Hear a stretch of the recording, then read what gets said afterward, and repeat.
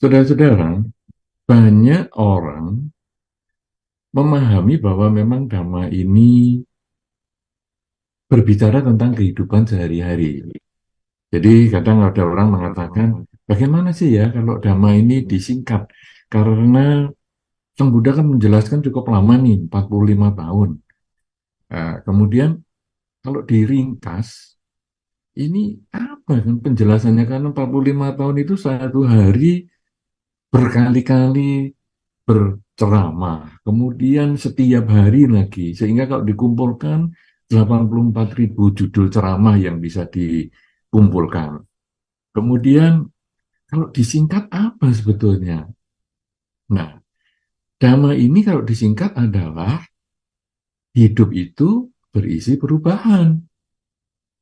Jadi, sesuaikanlah hidup Anda terhadap perubahan ini supaya Anda menjadi bahagia. Sebetulnya kuncinya cuma demikian. Sehingga kalau Dhamma sebagai pedoman hidup adalah kita sekarang bagaimana ya memahami perubahan itu. Perubahan apa ini?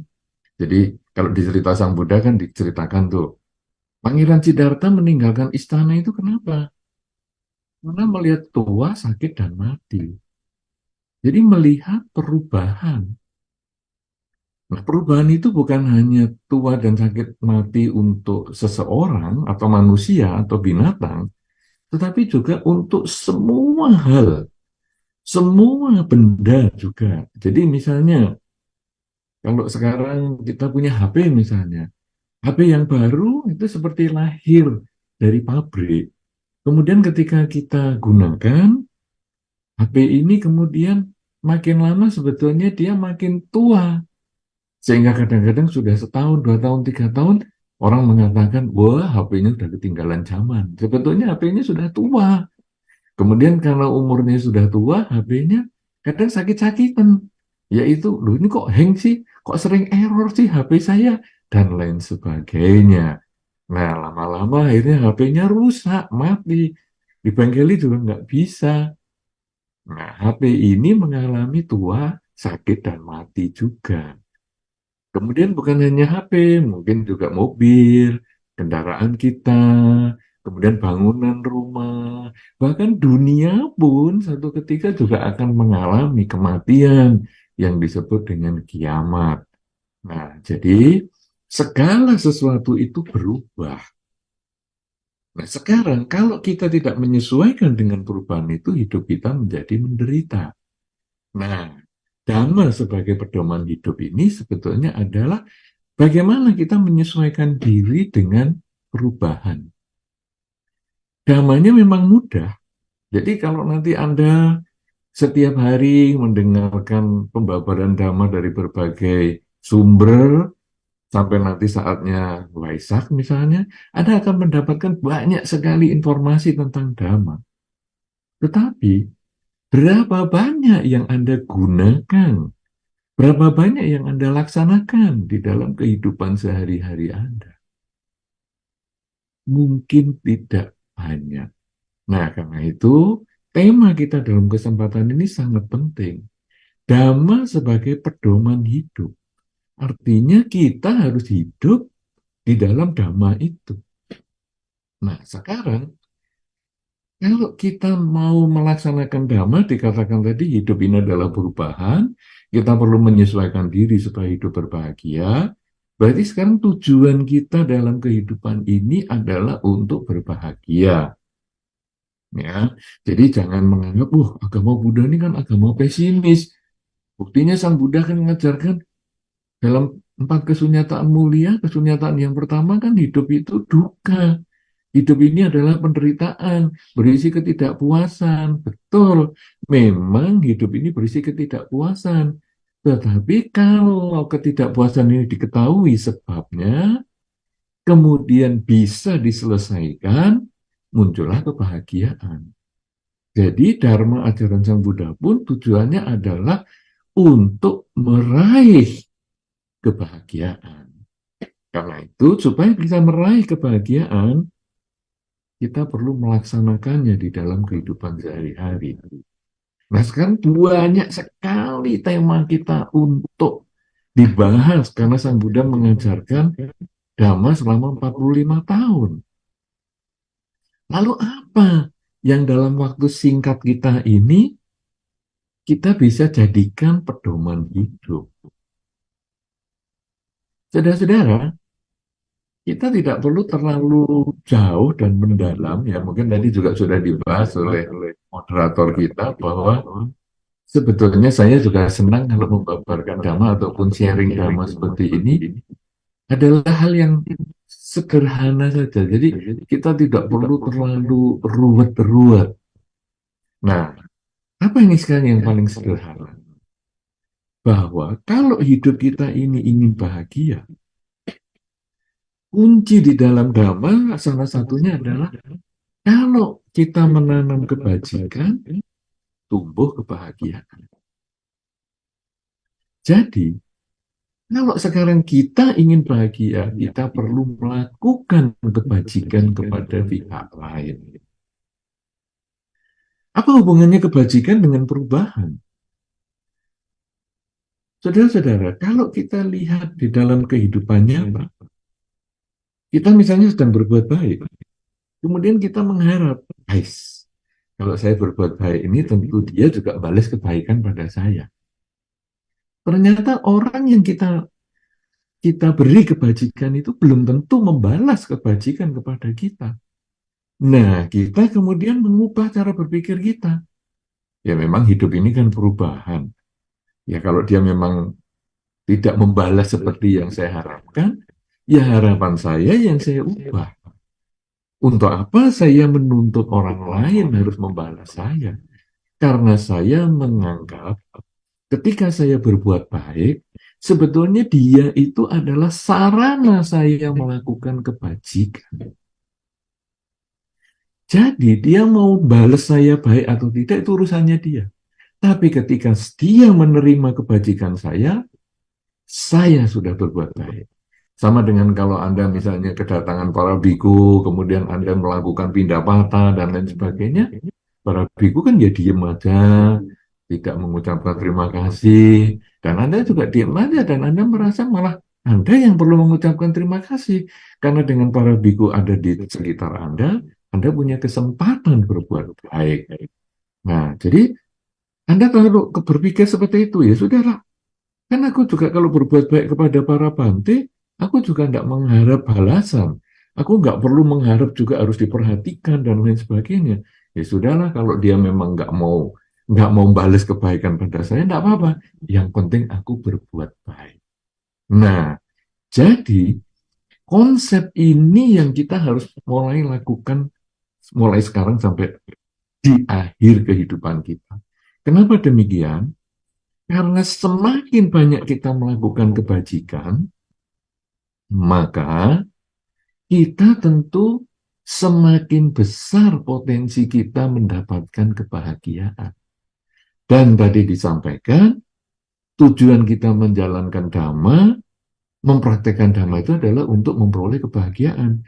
Memperoleh kebahagiaan bukan hanya dengan berdoa, tetapi kita berkarya di dalam kebajikan. Kita tidak bisa berdoa mengharapkan kebahagiaan datang sampai keluar air mata darah pun.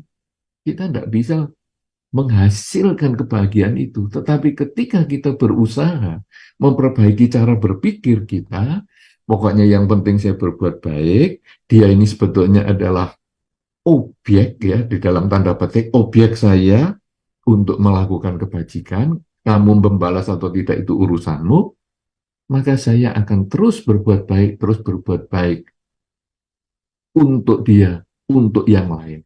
Bahkan ketika kita dibalas kejahatan pun, saya tetap bisa berbuat baik. Karena saya akan berpikir, saya sudah berbuat baik pun kamu masih balas jahat. Apalagi kalau saya tidak melakukan kebaikan. Kenapa demikian? Karena kejahatan yang aku terima ini adalah buah dari karma buruk yang masih aku miliki. Kalau aku sudah berbuat baik saja masih punya potensi karma buruk berbuah, berarti aku harus lebih banyak berbuat baik lagi, supaya potensi karma buruk saya semakin kecil kesempatannya untuk berbuah. Nah, oleh karena itu, saudara-saudara, di dalam setiap kesempatan hidup kita, setiap saat kehidupan kita ini, cobalah kita mulai berpikir, bagaimana ya saya bisa memberikan kebahagiaan kepada pihak lain. Karena ketika saya melakukan kebajikan, kebajikan itu berarti saya senang melakukannya, dan orang yang menerima juga berbahagia. Ya, kalau saya senang melakukan tapi orang lain nggak bahagia waktu menerima, berarti itu bukan kebajikan. Misalnya apa? Misalnya saya marah, saya tidak suka sama si A, kemudian saya maki si A, puas saya. Saya senang, tapi si A yang dimaki ini apakah bahagia? Setahu saya, tidak ada orang yang dimaki itu senang. Tidak ada orang yang dimaki itu bahagia. Jadi itu bukan kebajikan. Tapi ketika si A mengangkat barang yang cukup berat, kemudian saya dengan rela, dengan semangat, dengan senang, saya membantu mengangkatkan. Saya senang. Si A yang dibantu juga senang. Nah, dua belah pihak senang inilah yang membuat kebajikan itu menjadi benar-benar disebut kebajikan. Nah, karena itu, setiap saat kita kemudian lalu berpikir, kemana ya saya hari ini mau berbuat baik? Kita berpikir yang baik. Kepada siapa ya saya harus berbicara yang baik? Kepada siapa ya saya harus berbuat yang baik? Nah, jadi setiap saat kita selalu mengisi kebajikan dengan pikiran, kebajikan dengan ucapan, kebajikan dengan perilaku. Bahkan kepada orang yang tidak kita kenal sekalipun, bahkan kepada binatang yang mungkin tidak ada hubungannya dengan kita sekalipun. Ya, misalnya kita ketemu di jalan, ya, sekarang kita banyak sekali video-video yang menyebar di masyarakat itu, ketemu kucing yang terlantar, anjing yang terlantar misalnya, kemudian dibawa pulang, walaupun kucingnya marah-marah, anjingnya kadang juga galak sekali karena dia ditelantarkan oleh tuannya yang sebelumnya, tetapi dia dengan sabar, dia mengusahakan berpikir yang baik, mengusahakan berbicara yang baik dengan halus, kemudian mengusahakan berperilaku yang baik sampai kucingnya atau anjingnya tadi mau diajak pulang, walaupun marah-marah tapi mau. Kemudian di rumah dirawat walaupun masih marah-marah, tapi tetap dirawat walaupun masih galak, tapi dirawat sehari, 2 hari, 3 hari sampai seminggu, baru kucing atau anjingnya itu jinak dan akhirnya dirawat dengan baik, jadi sehat dan memberikan kebahagiaan. Jadi bahkan kepada kucing terlantar, anjing terlantar pun orang bisa melakukan kebajikan. Apalagi juga kepada sesama manusia. Sesama manusia yang menderita, kita pun juga melakukan kebajikan. Apalagi kepada orang-orang yang terdekat dengan kita. Orang tua kita, pasangan hidup kita, anak kita, tetangga kita, lingkungan kita, bahkan musuh kita pun kita bisa melakukan kebajikan. Wah, tapi ya nggak mungkin lah kalau saya mau berbuat baik, berbicara dulu, saya benci sekali sama musuh saya. Ya sudah, kalau kita nggak bisa berbuat baik dengan ucapan atau perilaku, kan bisa dengan pikiran. Kita mendoakan dia, semoga dia bahagia, semoga semua makhluk bahagia. Kan juga bisa. Jadi musuh kita pun kita bisa doakan. Karena ketika kita mendoakan semoga semua makhluk bahagia, kita tidak mengeluarkan, tidak mengecualikan musuh kita. Karena kita hanya mengucapkan semoga semua makhluk bahagia. Dan itu kita ulang-ulang. Bukan semoga semua makhluk, kecuali musuh saya, bahagia. Tidak seperti itu. Semoga semua makhluk bahagia. Jadi bahkan musuh saya pun, saya doakan bahagia. Nah, kalau kita sudah selalu bisa mengeluarkan pikiran baik, ucapan baik, perilaku baik, bahkan kepada yang tidak kita kenal, apalagi yang kita kenal, apalagi yang sudah pernah berbuat baik kepada kita. Kita tentu perlu merenungkan ini, bahwa di dalam kehidupan kita sehari-hari ini, ada banyak pihak yang mendukung kehidupan kita. Orang tua kita jelas mendukung itu. Wah, tapi orang tua kita jahat sekali, membuang saya ke panti asuhan. Oke, orang tua kita membuang kita ke panti asuhan. Tetapi dia melahirkan kita utuh. Dia melahirkan kita bisa berpikir yang baik. Dia melahirkan kita dengan badan yang sehat. Walaupun mungkin dia membuang kita ke panti asuhan karena mungkin dia punya pertimbangan yang lain yang kita tidak memahami sampai saat ini. Tidak apa-apa. Tetap kita doakan dia. Karena dengan jalur orang tua kita itu, kita terlahir sebagai manusia.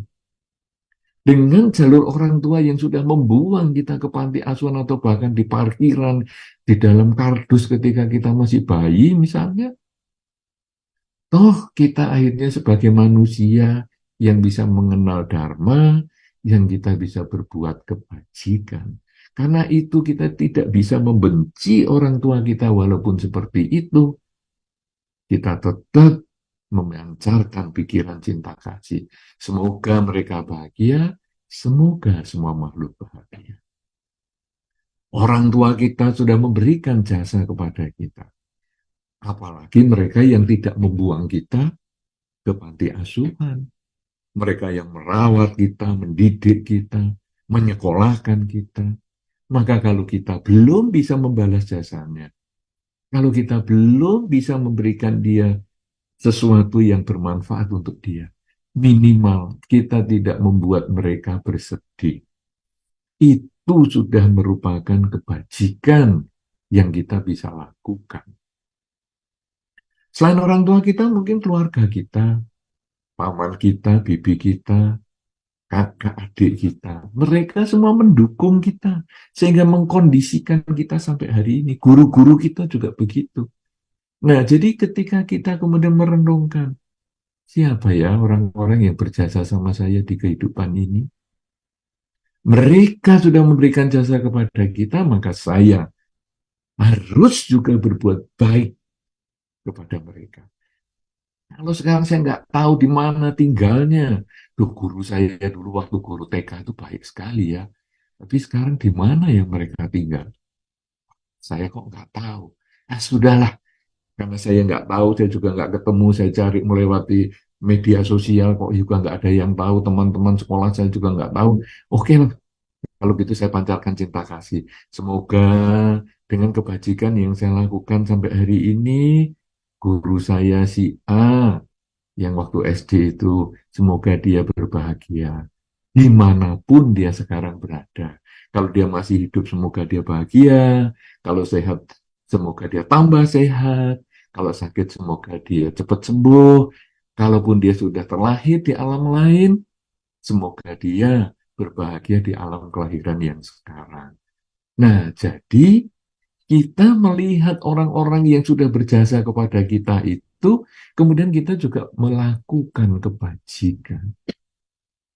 Karena prinsipnya semakin banyak kebajikan, semakin besar kesempatan kita memperoleh kebahagiaan juga. Karena itu di dalam Dhamma kebajikan ini seperti bertepuk tangan ya. Perlu dua belah pihak. Jadi saya punya niat untuk berbuat baik, kemudian ada objek untuk melakukan kebajikan itu. Objek itu bisa di depan kita, fisik, bisa juga yang sudah tidak di depan kita, bahkan orang tua kita di kehidupan-kehidupan sebelumnya, para leluhur kita di kehidupan-kehidupan sebelumnya, itu pun adalah objek kebajikan. Oh, tapi kan saya nggak mengenal mereka. Nah, kita cukup mengucapkan, semoga semua makhluk yang berhubungan karma dengan saya, dimanapun mereka berada, semoga mereka berbahagia. Lah kan orang tua saya di kehidupan yang sebelumnya, mana jasanya? Di dalam Dhamma, seseorang bisa terlahir sebagai manusia adalah karena timbunan kebajikan yang sudah dilakukan di banyak kehidupan sebelumnya. Bagaimana kita di banyak kehidupan sebelumnya bisa berbuat baik? Tentu salah satunya karena pendidikan, contoh yang diberikan oleh orang tua kita di kehidupan sebelumnya.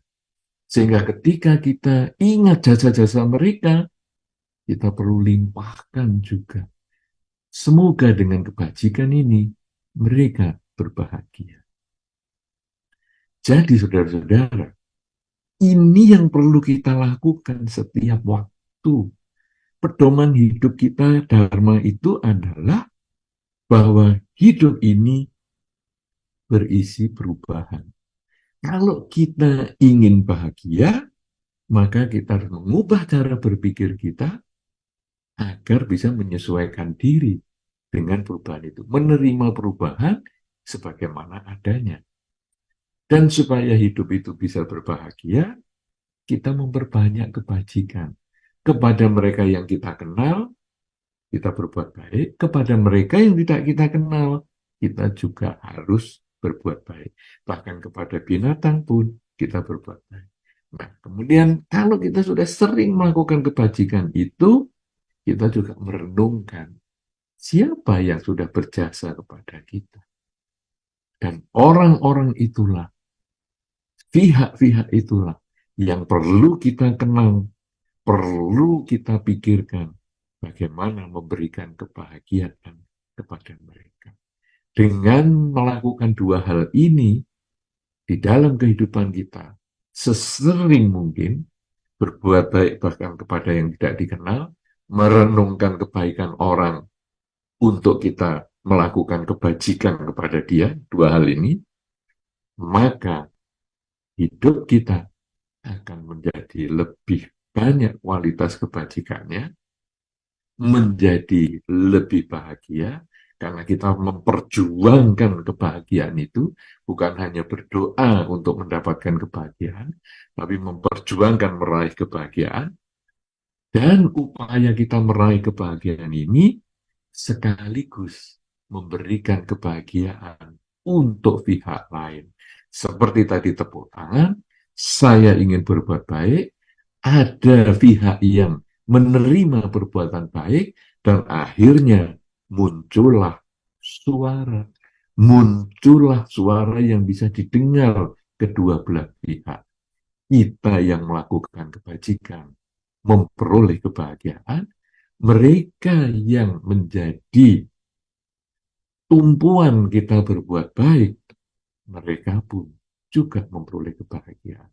Dengan upaya dan cara berpikir seperti ini, Dharma sebagai pedoman hidup seperti ini, maka kita menjadi sumber kebahagiaan untuk diri kita sendiri, juga untuk keluarga kita, untuk lingkungan kita, untuk siapapun juga yang berhubungan dengan kita, karena kita selalu berpikir, selalu berbicara, selalu bertindak untuk kebahagiaan mereka, kebahagiaan semua makhluk.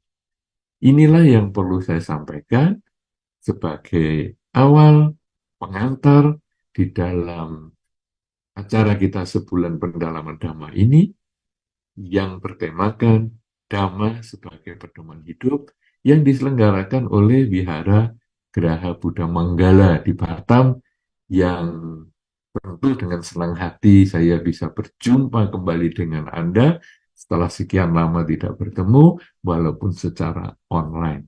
Mudah-mudahan ini bermanfaat dan bisa mengantar kita dalam diskusi yang lebih memberikan manfaat lagi dan memberikan semangat kita untuk melaksanakan Dhamma di kehidupan sehari-hari, karena Dhamma sesungguhnya adalah pedoman hidup kita.